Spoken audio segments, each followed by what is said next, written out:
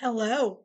Welcome back to episode 65 of Dark Academia for Insomniacs. This is a podcast where we talk about Dark Academia. Um, Today we're going to be talking about the dystopian genre. Um, but if you're new here, hit that like button, ring that bell for notifications. Also, please subscribe, help a girl out. Um, but what is dystopian fiction and why are we talking about it? I guess the why is because I thought it would be fun and I love literature. And who doesn't love literature, right? Isn't it basically dark academia? Now, with that being said, let's talk about what the definition is now. This is basically a world where society has gone terribly wrong, often due to factors like totalitarian rule, environmental disaster, technological control, resulting in a bleak and dehumanizing existence for inhabitants. I don't know about y'all, but I was a big fan of this genre. Fortunately, I grew out of this genre, but do I still watch movies about it? Of course. I mean, I read the book, so why wouldn't I watch the movies about it? With that being said, what are some common themes? Oppression and control, loss of freedom, dehumanizing propaganda and censorship, surveillance, and fear.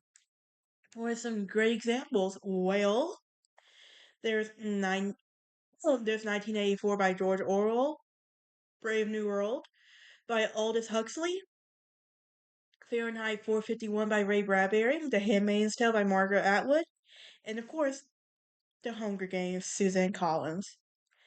So basically, what is the purpose? Well, this serves as a cautionary tale exploring the potential dangers and negative consequences of societal trends and political ideologies.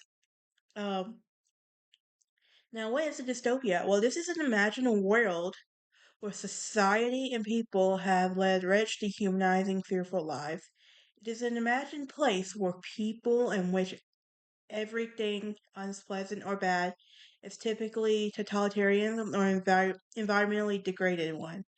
Now, the opposite of utopia, the term it comes from dystopia, and it comes from the ancient Greek. And it is characterized or feared by or distress as well. Now, themes typically include society, well, complete takeover of people, through propaganda and the police state tactics, heavy censorship of information, denial of free thought, worshipping and unattainable goals, um, and the complete loss of individuality and heavy enforcement of conformity. Now, despite certain overlaps, dystopian fiction is distinct from post-apocalyptic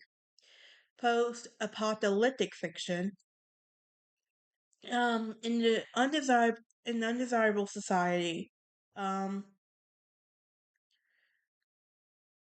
Now, what is the theory behind this? Well, some scholars, such as Gregory Clays and Lyman Tower Sargent, make certain distinctions between typical phenomena and dystopias.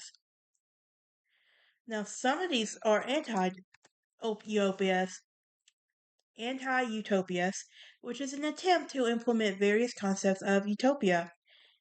And the most comprehensive treatment of the literary and real expressions of the concept, is dystopia, natural history, which is a historical approach to these definitions.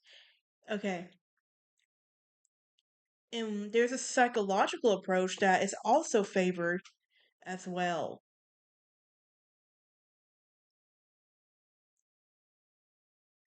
Now, what does society has to say about what about dystopian genre and society? Well, dystopias typically reflect the contemporary socio-political realities and the extrapolate worst case scenarios as warnings for necessary and social change of caution as well. Now, in the 2010s, there was a surge of a popular dystopian young adult literature blockbuster films. I was one of those surges. But then, like, I got into them. The Hunger Games, The Maze Runner. How do you not like, for crying out loud? Now, some people have commented on the trend saying it is easier to imagine a world than it is to in capitalism. Now there is a cultural theorist that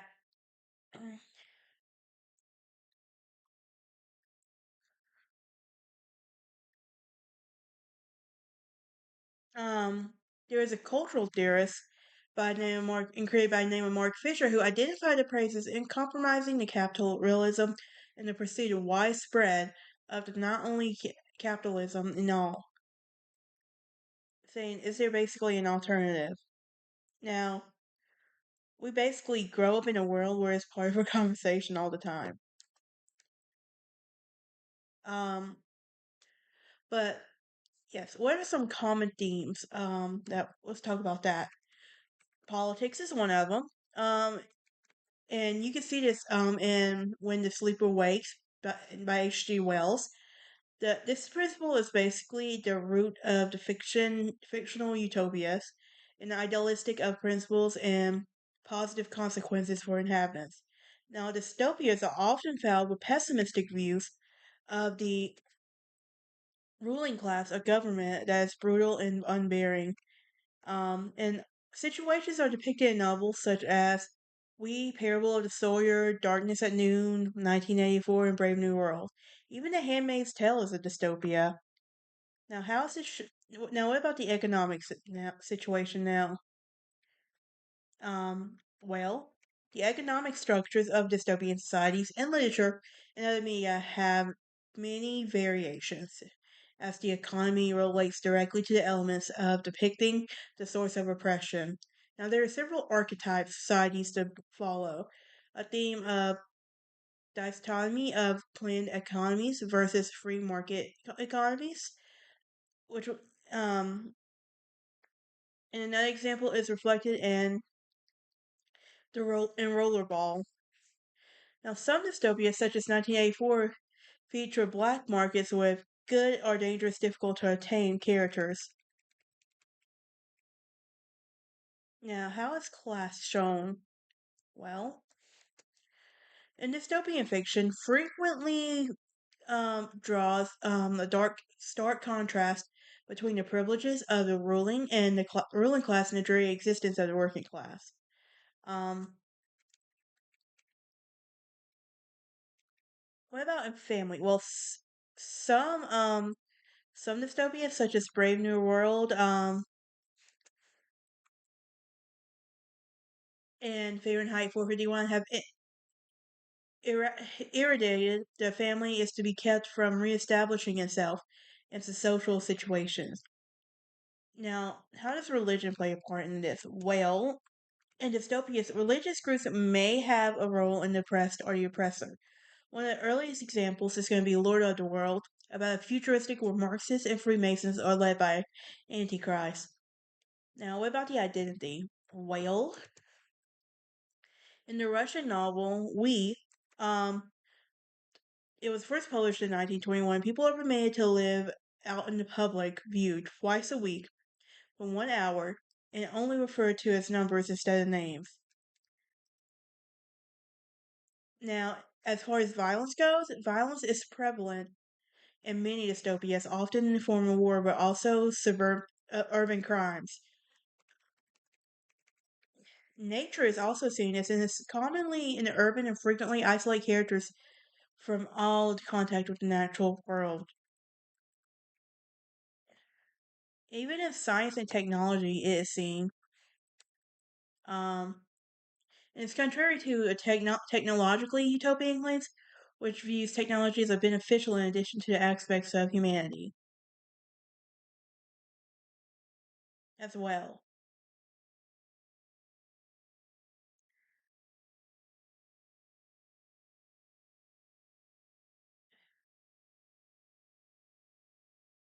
How is this seen in pop culture? Well, dystopian themes have been shown in the Hunger Games, such Cyberpunk 2027, Half Life 2, and all of that. But that is it for this episode. Join me next time as we talk about Spider-Punk. And what is it? But y'all have a great day. I'll see you next time. Have a happy Thanksgiving and War Eagle because Alabama lost to Oklahoma.